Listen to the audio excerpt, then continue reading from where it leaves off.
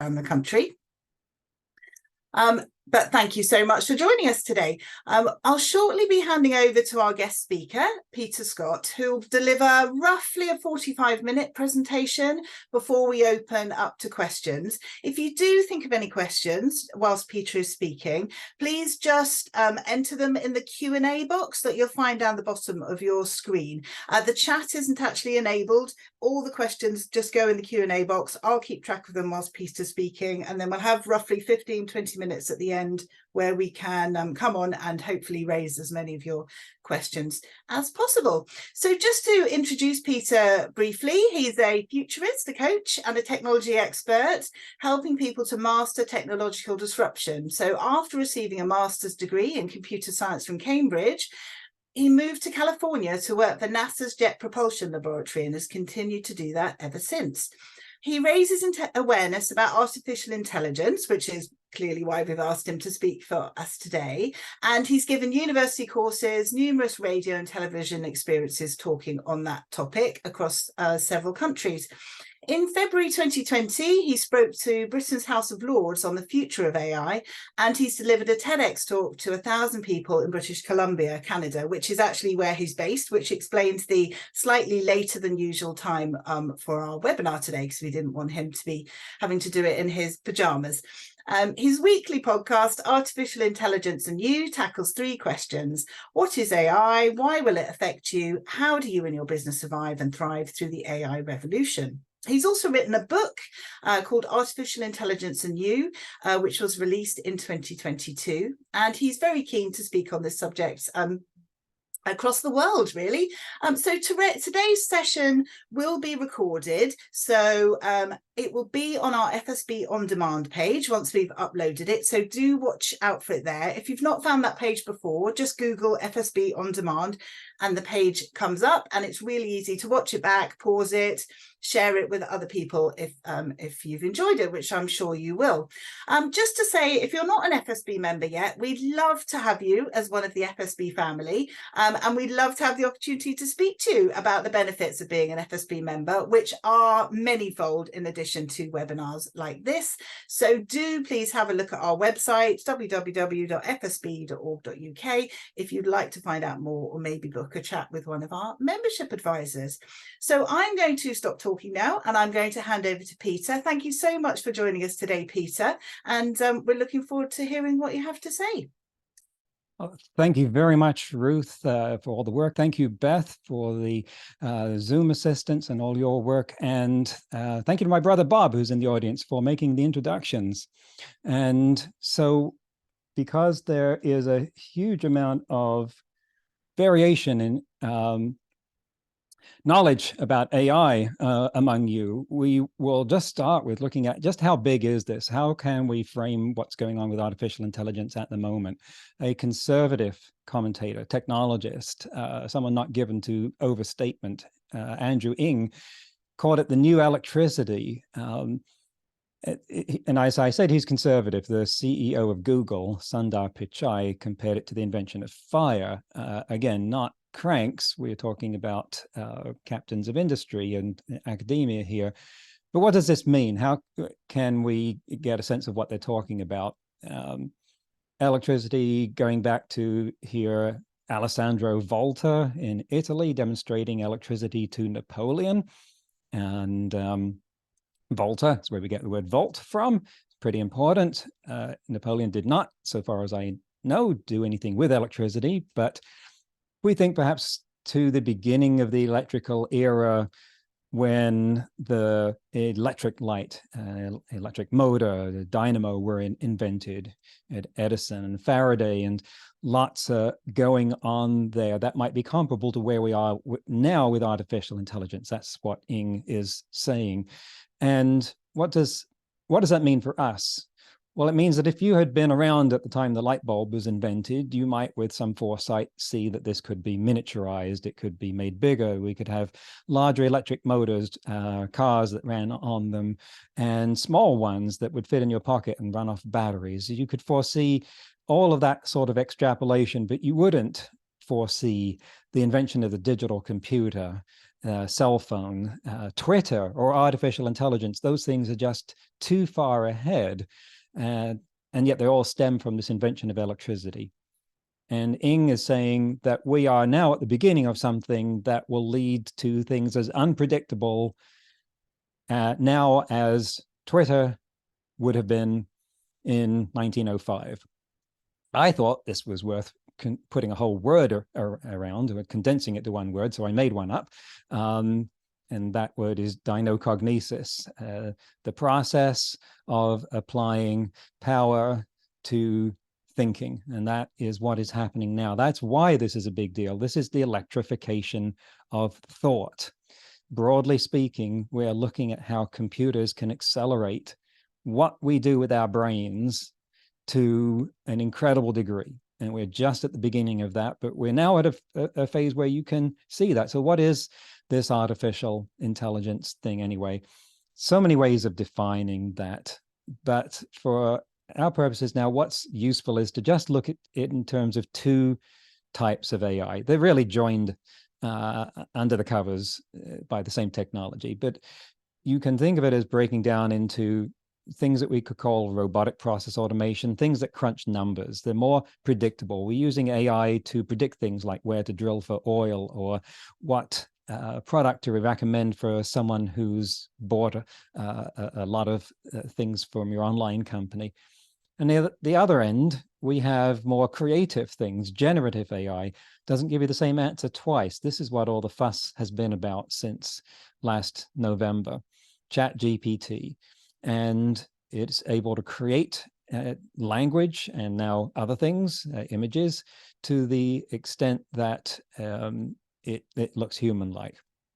And many of you have already experienced that for yourselves. And then in the same category, we have things that can generate images.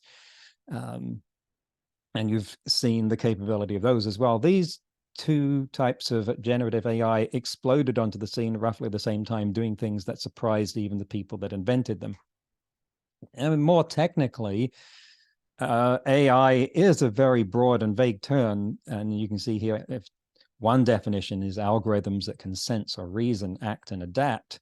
Well, that could mean almost anything, it seems. And yeah, it's because intelligence as a term for people is similarly hard to pin down.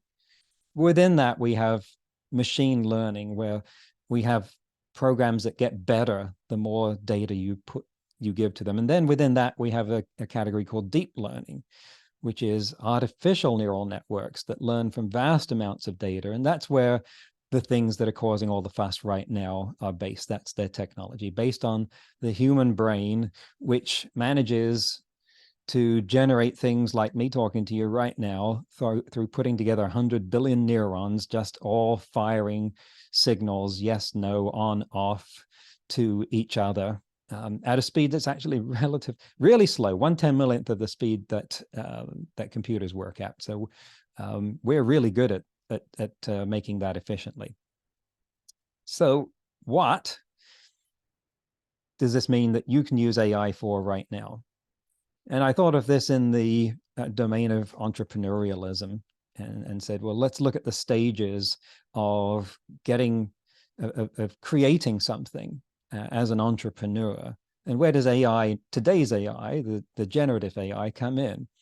And in the creating ideas phase, you can do market analysis, generate innovative concepts. It can act as this sounding board for you, or come up with ideas you hadn't thought of before.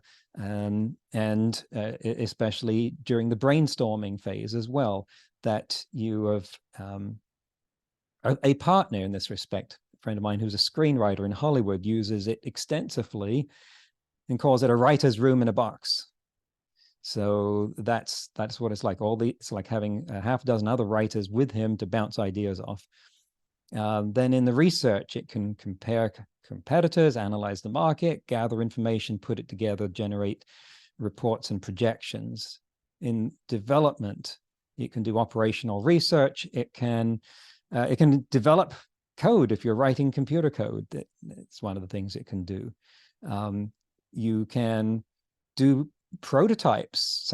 In some fields, you can use the image generators to construct prototypes. I interviewed someone who's a designer for McLaren, one of the original designers, or the original designer of the Mini Cooper reboot, and uses it to generate novel ideas for car designs.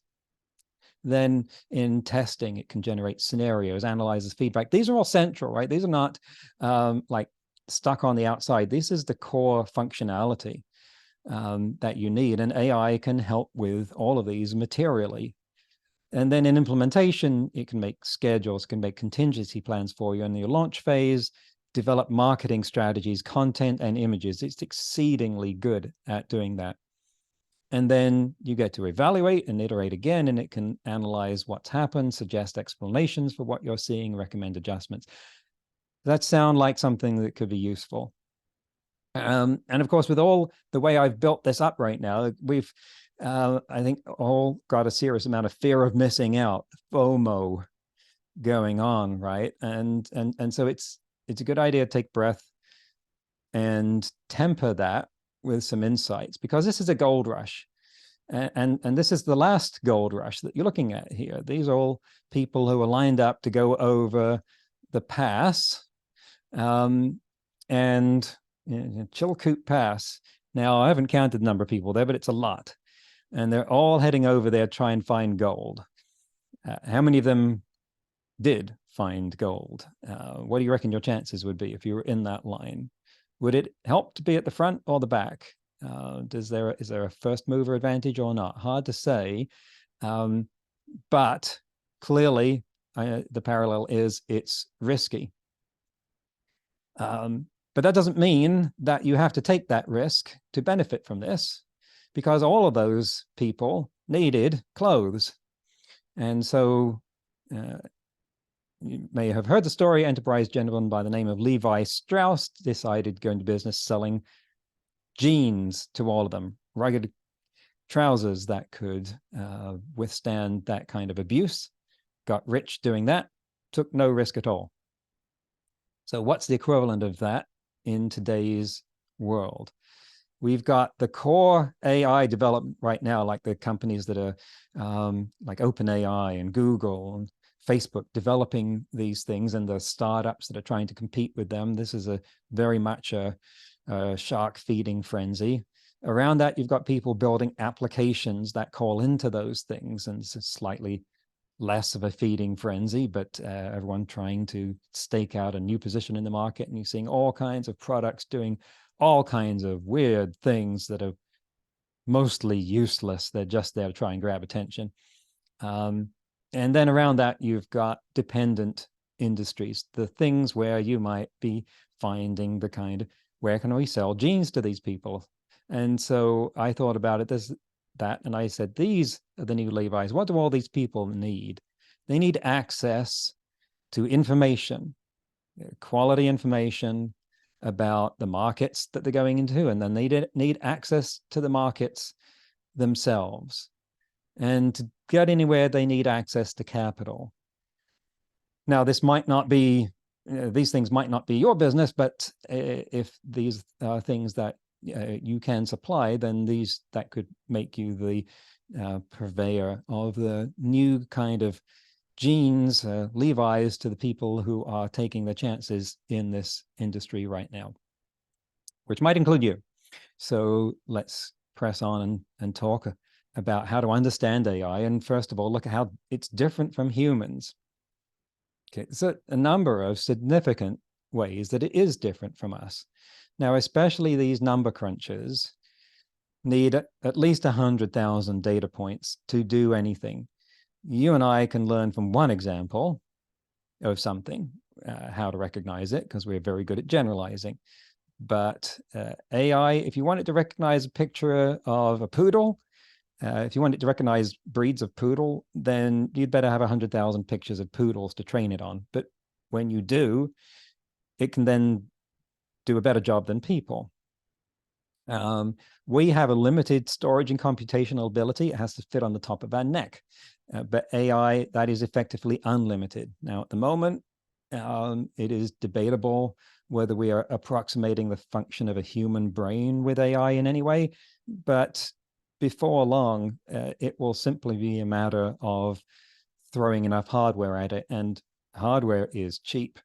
You can go on Amazon and order up 1,000 CPUs that will be delivered to you virtually within a minute, and deploy software that runs on all of them simultaneously, and then turn it off when it's finished running 5 minutes later. And that will cost you, £5. So we have a lot of computational capacity available to us right now, and yet the software is relatively immature. Remember, electric light bulb, it's going to get better as we focus more attention on it. One important thing is we can explain our decisions, and if a decision is something like granting someone a loan or turning down an insurance claim, then you better believe people want an explanation. AI can make those decisions better than people, but it is very hard to get it to explain. And there's a lot of work going on right now in developing that technology. If you've got a person doing a job and you have twice as much demand for that job, you've got to hire another person. With AI, once you've developed one AI to do it, the next one is more or less free. It takes no time and more or less no money to copy an AI and run it, run two of them doing the same thing. And then we have issues with bias and then the general cognitive ability that allows people to do essentially anything. AI does not have that, but it is simulating it, emulating it in a great many more ways all the time. And one of the questions that I want people to ask themselves is, at what point does an imitation of the real thing become useful enough that there's no difference? This is something that will occupy you a great deal with AI. Where are we the same? We and AI both learn from patterns. So like the apprentice model, someone can't explain what they're doing. They can't write it down in enough detail to be able to reproduce it just by reading it, but they can show you, like a cook.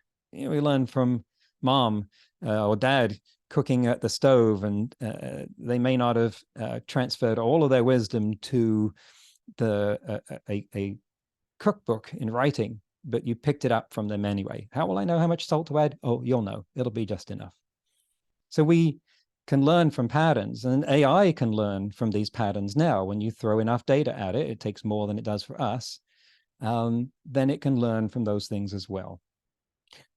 Quick aside, talk about image generators before we get into the meat of text.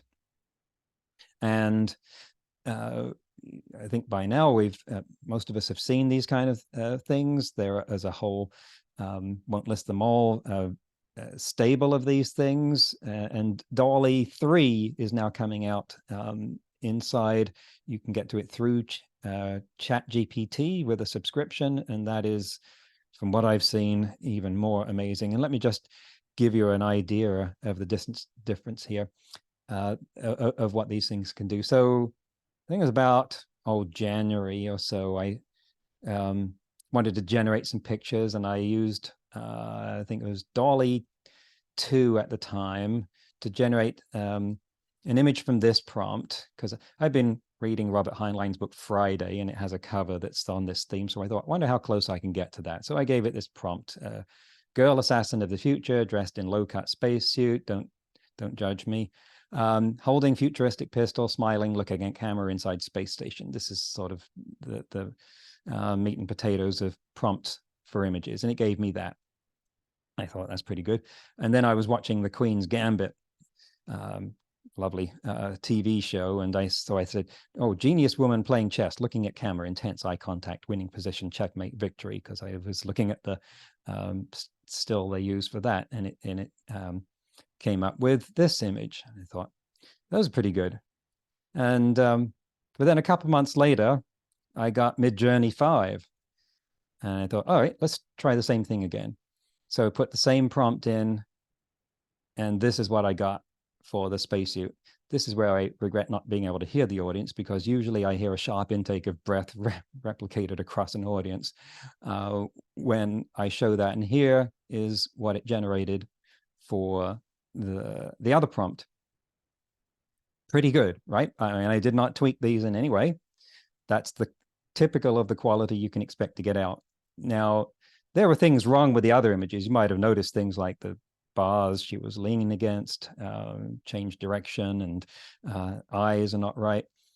It takes a while to find things wrong in these images. There are things wrong, but they're not the things that your eye will go to first. One of the pieces on the chessboard is some sort of hybrid between a rook and a queen. But that's and sort of by definition, the things that are wrong in the image will be the things that you look at last, which makes them obviously very fit for purpose. I fed in a prompt about Volta demonstrating electricity to Napoleon. It gave me this. I have, it may not be at all realistic, but it looks plausible. It looks great. And that's kind of the utility of those. Now, most of the attention, of course, has been captured by what we call large language models because they deal in language. And so ChatGPT is in that space right now. And this really took off in this. It was released November 30th last year, still hard to believe. The next day, someone posted this, and it had not gotten that much attention at the time because it was just the latest iteration in a series of offerings from OpenAI. And he said, I can't be cynical about anything that can do this. And he gave it a prompt of write a biblical verse in the style of the King James Bible, explaining how to remove a peanut butter sandwich from a VCR.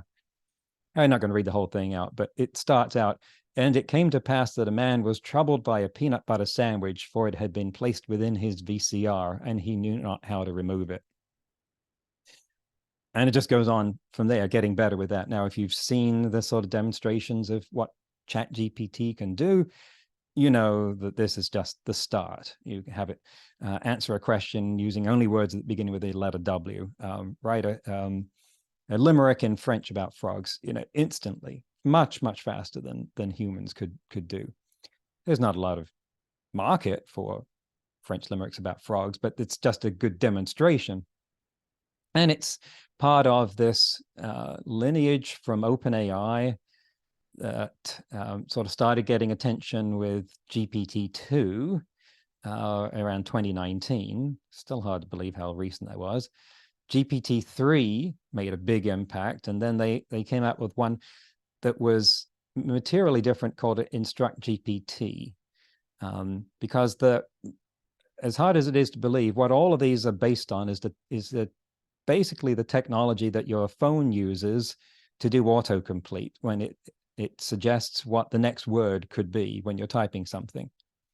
This is that technology taken to a huge extreme with a huge amount of input data. And the fact that it does these things is simply staggering. So then we had GPT 3.5 that was the Chat GPT that came out November 30th. And then we had GPT-4, which takes that to a whole nother level as well. And you can get on that with a subscription, $20 a month. And it's again, phenomenal. Of course, there's competition, other models, Claude 2 from Anthropic, and Llama, and on and on. But these are the people to watch the most, is OpenAI and ChatGPT. Applications are just all over the place. Anything to do with language, talking to people, making stuff up, especially in marketing. And this is one of the things that shocked me out of my socks. It can write software that is usually right. And that is, I can give you all kinds of reasons why it shouldn't be able to, but the fact is it does. And more than half the code being written in Silicon Valley now is created by these kinds of tools. If you've not used one and you're going to, don't think of this like Google. Don't just bark keywords at it. Use sentences. Imagine you're talking to a human. It needs to know something about you. It doesn't have to. But the more you tell it about what you want, the more you explain it like you would to a person, the detail that you would give, the better it will do. When you find the edges of it, then you can stop thinking of it as human. But especially if you start having emotional reactions to it. So that's how to get used to it. What this means is we're moving into a prompt-based economy. It's not that hard to talk to these things. You need no training whatsoever, no technological experience. You just type stuff at it and it will answer. Don't have to get the spelling or grammar right either. But there are some things that will make it better. The more specific you are, you add constraints. If you want it in a bulleted list, say so. If you want it to be more detailed, this is the thing you cannot do with Google, is you can iterate on it. You can tell it how its last response needs to be improved. Be more specific about this. Leave out that kind of detail. Keep going. And it will understand that.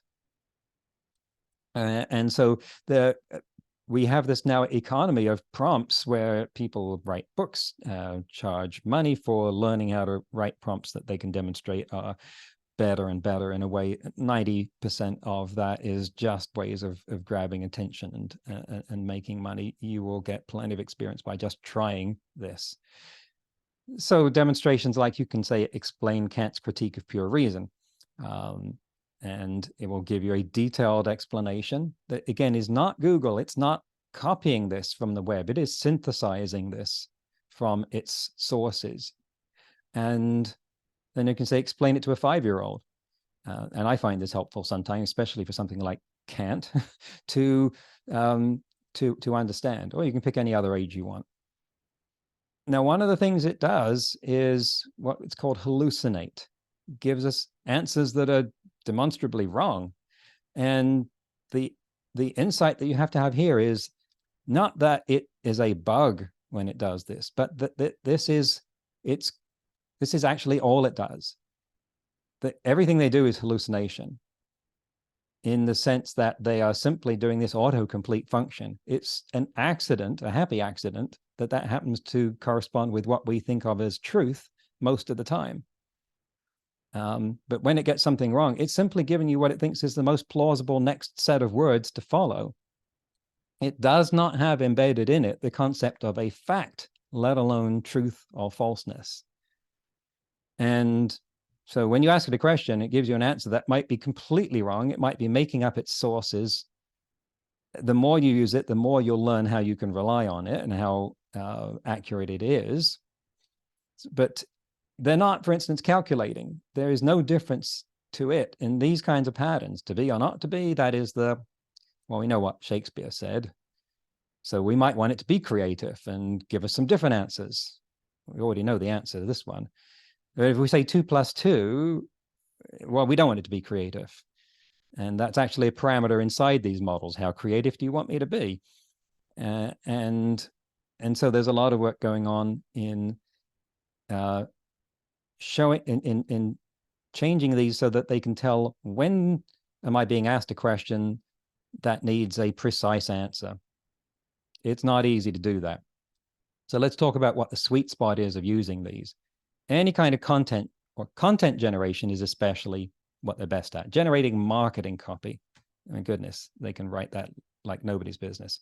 Something that is either repetitive or formulaic. It's some content that you generate over and over again, like reports on a football game. You give it the teams and the score, and it will make up a description. Or intuitive or artistic, like invent 3 characters for a love triangle set in Edwardian Bath. Oh, done. Fantastic at that. But not things where there's any degree of high liability, like medical diagnosis, or requiring precise calculation, because you may not get the benefit of the calculation. Now, the net effect of using these in a business is that if you look at the ability of people in any organization, if you've got enough of them, they'll fit this sort of bell curve, right? You've got people in the average, and that's where most people sit, and then you've got people out to each side in terms of ability. When you get them using this kind of tool, what it does is shift that curve. Now, the best people, it doesn't do so much for them. it's helpful. But the ones towards the left and the middle, it amps them up. It essentially turns everyone into a better than average worker. What's not to like about that, right? So how is this getting bigger? In so many ways, because once this hit the internet, then money became loosened up at a phenomenal rate. Something like 20 billion pounds a month is being spent in the private sector on AI research at the moment. And for context, that is more than the annual US government budget for all science research. And so just a few of the ways that's happening. One of those is plugins.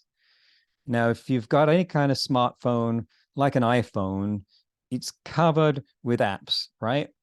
And maybe 6 of those came from Apple, the rest were written by someone else.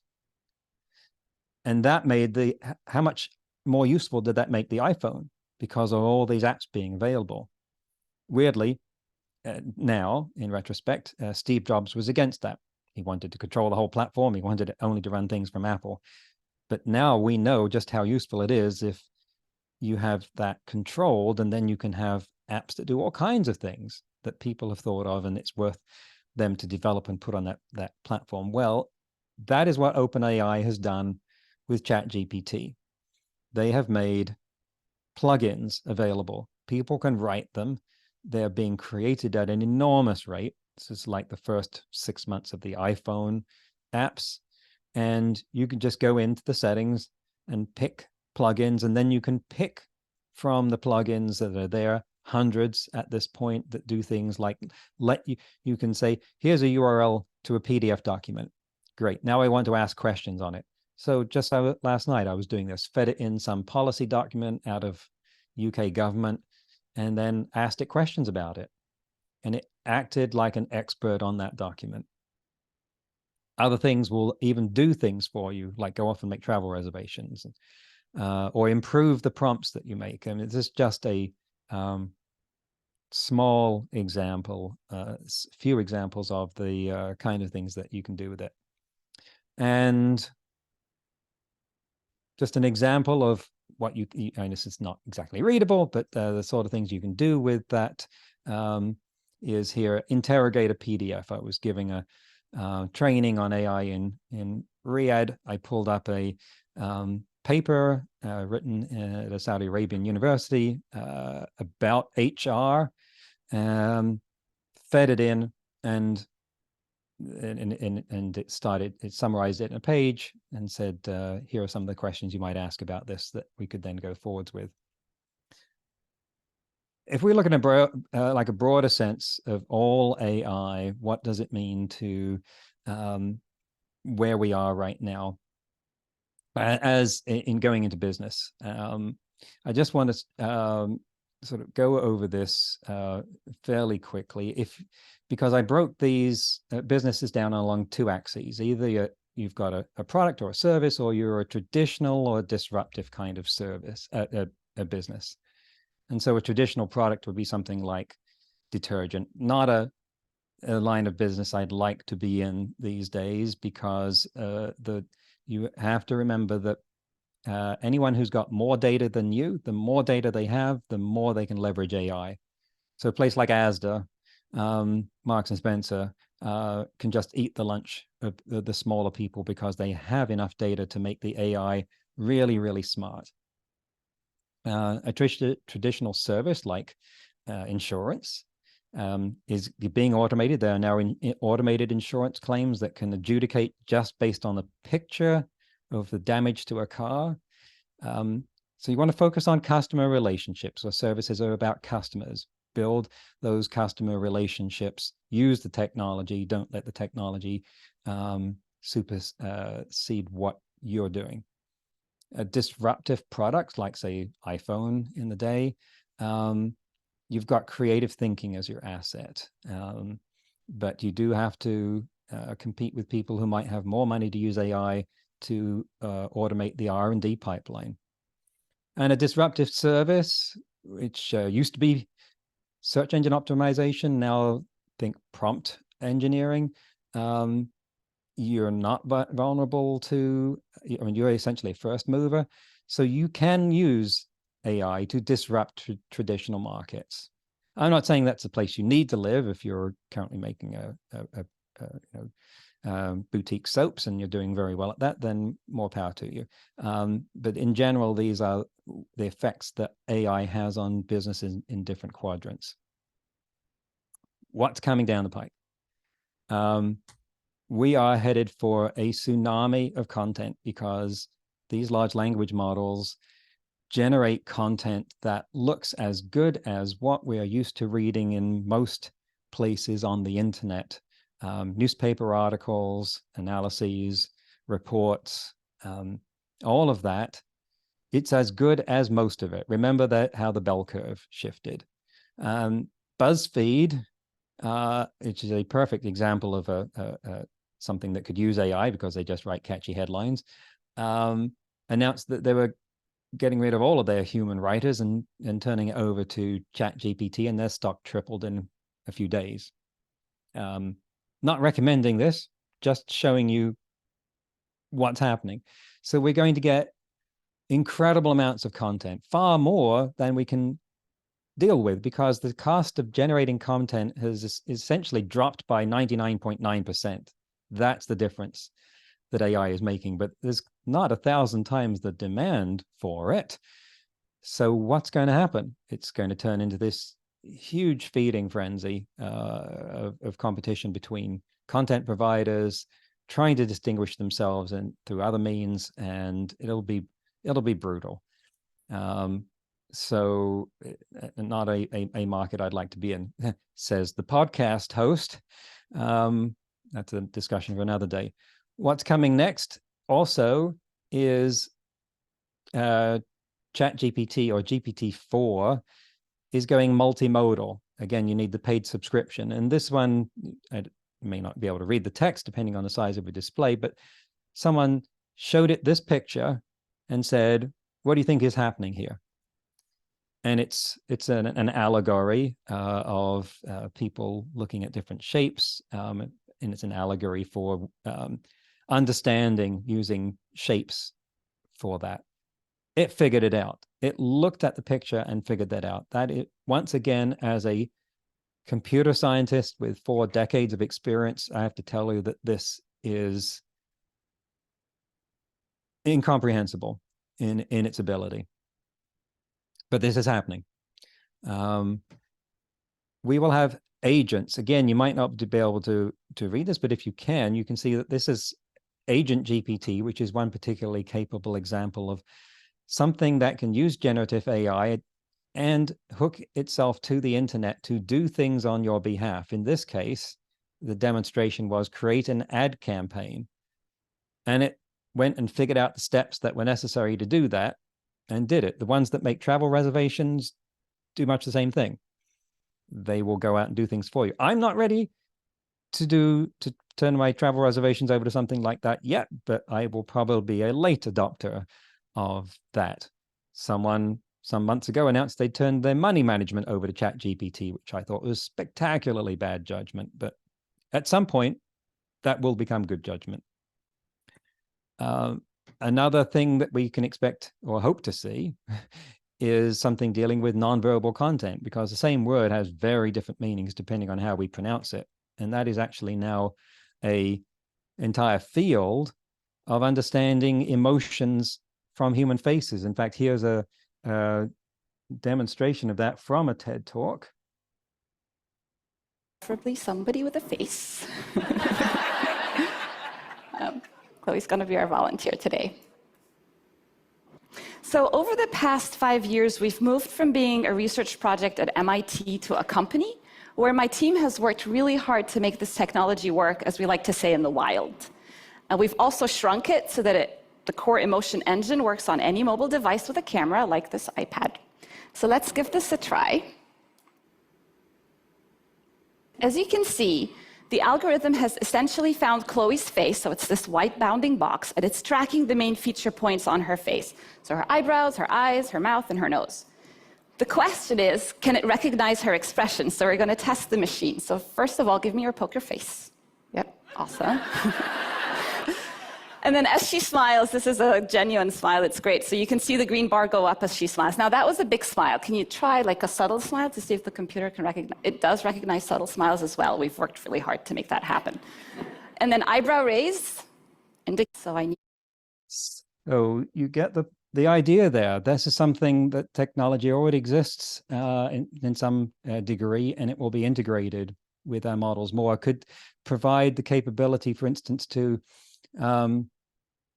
integrate with online meetings to perform more functions than just transcribe what's going on.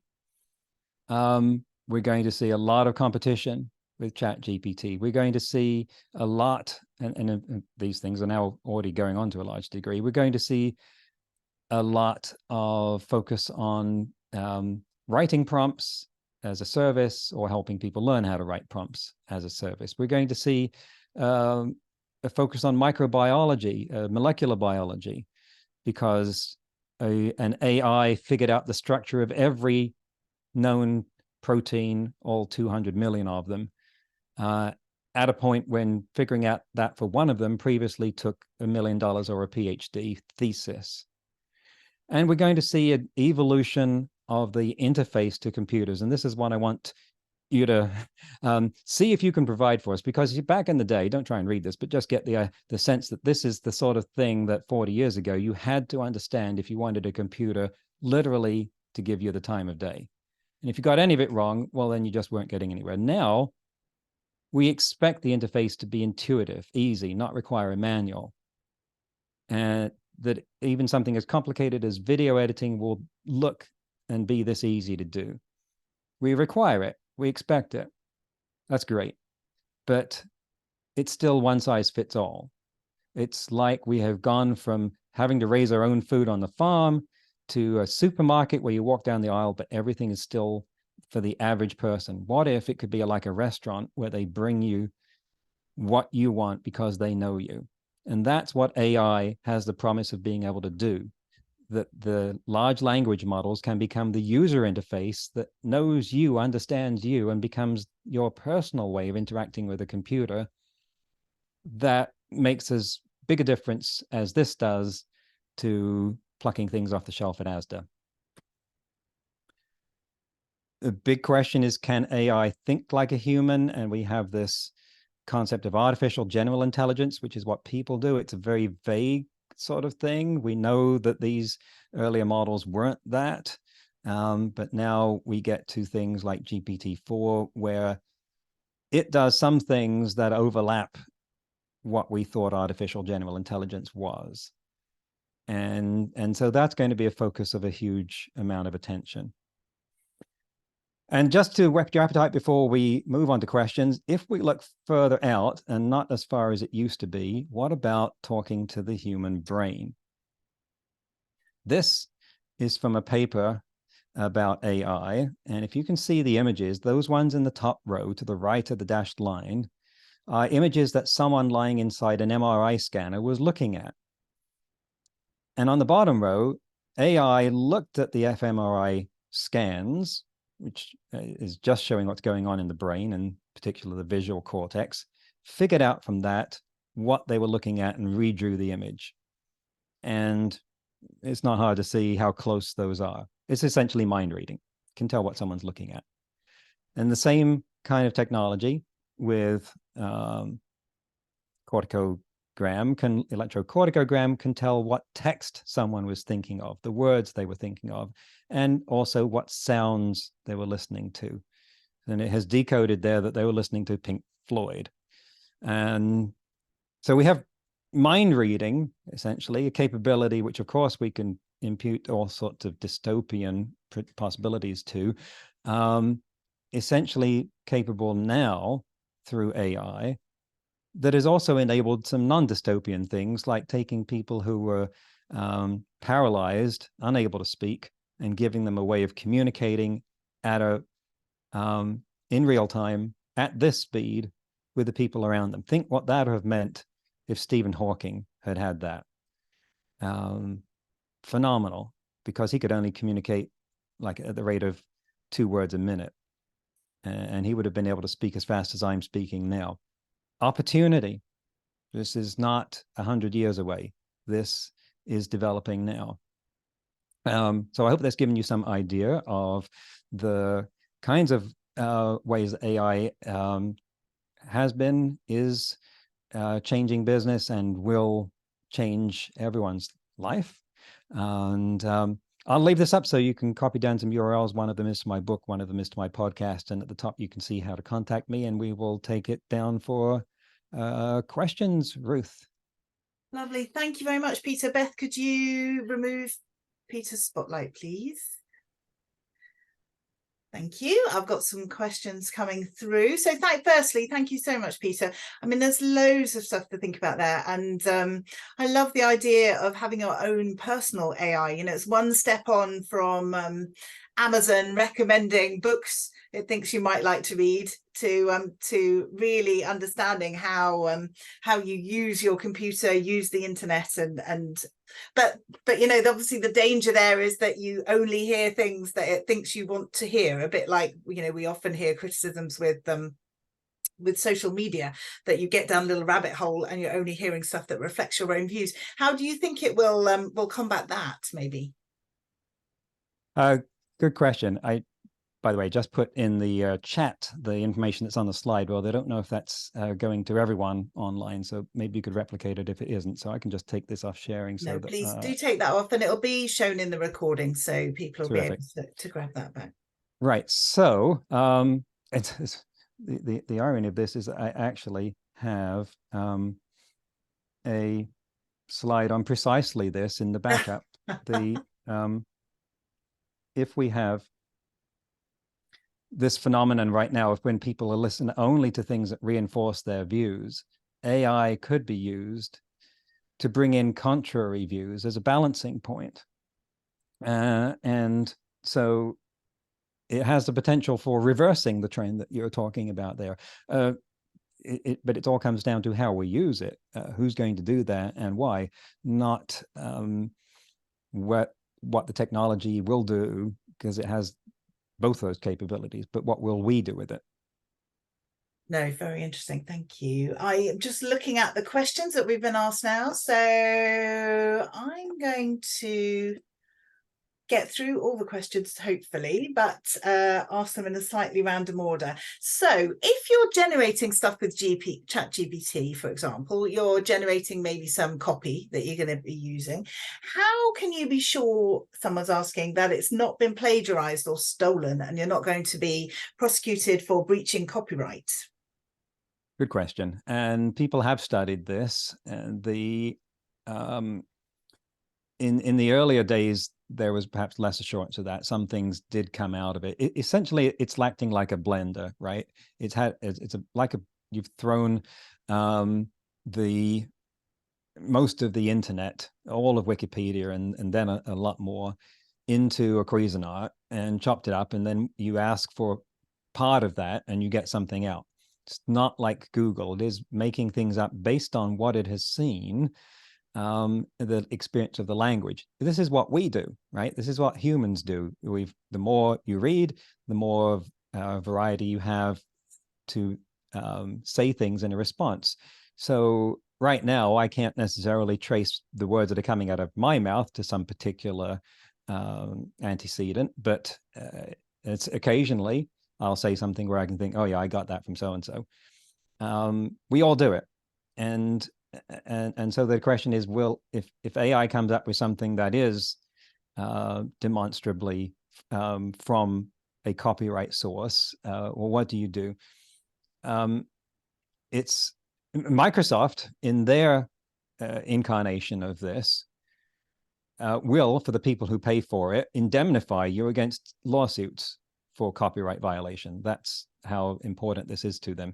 If you're not using that, then legally the best you can do is due diligence. But there is so much research going on now because OpenAI has such a vested interest in this not happening to people, that the probability of that happening becomes smaller and smaller all the time. Thank you. No, that's good to know. Someone else has said that they, so this is Joshua asking about, so he has a personal security business, and he's asking how could he use AI to help him when he launches his website? So can AI design his website, and then once it's there, can it help him launch it? It can design websites in a way that is shocking to behold. I have seen people sketch out on a back of an envelope a website with a few, just draw out windows and label them by hand, and then feed it into one of these, and it comes up with the code for it. To the extent that people say that the new medium of design in Silicon Valley is the napkin. So that is certainly possible. It can create the HTML, it can create code. You can have sites that do things, and it will put in form elements and do the back end code. You need to be enough of a developer to hook these things together, to know where to put them in. But it essentially means that a developer now can do that thing at much faster rate than ever before, and it's reduced that cycle time. I would instead, though, focus on content generation, and so you can do things like instantly generate translations in any language, or for different market segments. Say, I want something that speaks to the CEO. Now I want something that speaks to a school teacher. Now I want something that speaks to a new mom. And it will target those all to a degree that a human could do, but would take 100 times as long. Oh, that's really interesting. Thank you. So what about product development then? So we've got a question here that says, could AI look at a range of, say, 6 products and generate a series of new improved versions? Oh, in terms of the text descriptions, yes, absolutely. I've seen plenty of demonstrations of that. It is particularly good at saying, doing things where you give it a list of things and then say, give me more like that, because that's how these originally started, was that they would just keep going in the same vein. So that is their core ability. But what about an actual product? So say a phone, if you said, like, this is what this phone is like, we need a new improved version of that. Is it there yet to be designing and improving in terms of the look? I mean, you can get the image generators to come up with fancy things that may or may not be realistic, because now you're talking about things that don't just have to look good, they have to work. And so you could get a design for a futuristic phone out of it that looks fantastic, and the only place it belongs is on the page of a science fiction book, because it just wouldn't work. You know, they left out the space for the battery or something like that.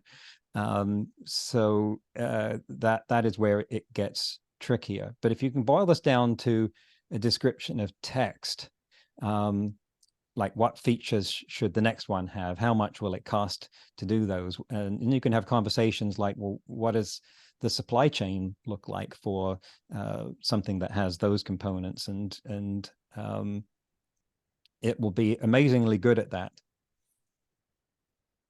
Yeah, no, that's interesting. So just sort of thinking around the different elements of the project.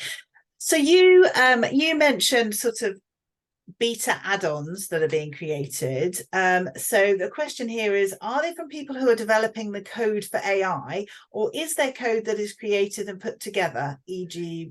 shop for codes? I understand that. Hopefully you do. Yeah. So it's like apps for the iPhone. If you think about all the apps you can find for an iPhone or an Android, they're all over the map in terms of their functionality. You've got some that come from like Adobe, and they're reproducing a substantial portion of the functionality of Photoshop. And then you've got some that were slung together by someone in a few hours to put a pretty label on and a picture to grab attention. Same thing with these plugins. And so you've got this whole range of things, but they're free. Some of them will want you to create an account for more functionality. Most of them don't. And you do have this huge range because it's actually a low barrier of entry to creating such a thing. You know how to do programming, then they set you up with the API interface for ChatGPT, and it's fairly simple. Interesting. Now, and finally, probably my favorite question. Do you think AI will be able to predict crimes like in the movies, for example, like in Minority Report? It already does. There's something called PredPol, which was out in about 2017, that would predict crime, in that it would tell police where to go within a 500 by 500 foot bounding box within a city to find crime. This has all kinds of implications for civil liberties and privacy, of course. And and without any actually being burdened by actually having to do the research, I would think it's certain that this is being used in United Kingdom. But obviously one of the problems with this is if you tell police go up and show up in this location at this time and look around and you'll catch someone, and that's what it did, is that if the police are there, then you've got a selection bias in that they're not somewhere else where there might be something even worse going on and you don't know about. So that is the problem, because it tended to reinforce the biases that are existing about a place, and that if it was some sort of redlined district and there was crime going on there, you infest the place with police, they'll find more crime, they'll find all of it, and at obvious social costs as well. But yeah, AIs are machines that create and understand and find patterns. And when you have enough data, they can find pattern in crime as well as in anything else. So just to finish this session then, what would if you're someone who has never had a go at using anything AI related consciously, what would you suggest that they go away and do just to get started? What would be the first thing you would suggest people do? Oh, sure. It's a really low barrier to entry. You go to chat.openai.com or just search for ChatGPT, should be the first hit. Go in there, free account, just start typing questions. Just type things that you want to know. Have a quick hi, this is me. If you can't even type, there are AIs you can have voice conversations with. And the next version of GPT-4, the paid one, you'll be able to do that, with that too. But if you can type at all, then do this. Again, don't think of it like a computer. Don't think of it like Google. Think of it like you're sitting down with at a table of reference librarians and professors and writers, and that they all have one voice, and that they can have this conversation with you, and you can figure things out, figure out what the capabilities are, and you'll see where this becomes useful to you. That's great. Thank you. I think it's going to change the whole way that we do business in the future. So because they're already integrating it with Microsoft Office and things like that, aren't they? So, we're just going to be taking it for granted, I'm sure, in a few years time. But thank you so much for talking us through the possibilities, and hopefully getting us all thinking about how we might use it to benefit our businesses. So I really appreciate your time today, Peter, and thank you to everybody who joined us for our webinar. Don't forget that it will be on our on-demand page on the website probably in a couple of days, so keep checking back if you'd like to watch the recording again. And we hope to see you at another one of our webinars soon. And if you enjoyed this, do leave us a review on Trustpilot. It does really help spread the word about what we're trying to do at FSB. And as a not-for-profit membership organisation trying to support the local small business community, we appreciate anything you can do to help spread the word about FSB. So thank you so much, everybody. Have a great rest of your evening. And thanks again to Peter. Goodbye.